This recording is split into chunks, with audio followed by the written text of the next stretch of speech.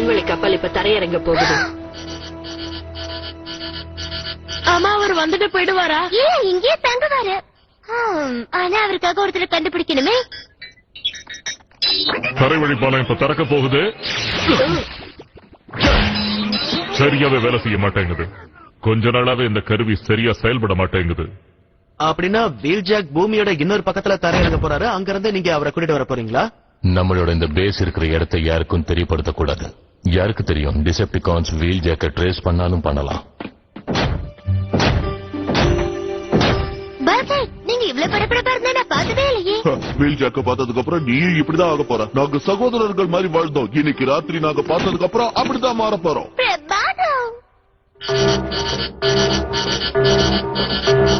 எதிரிங்க வீல் ஜாக்கோட இடத்தை வேகமா நெருங்கிட்டு இருக்காங்க.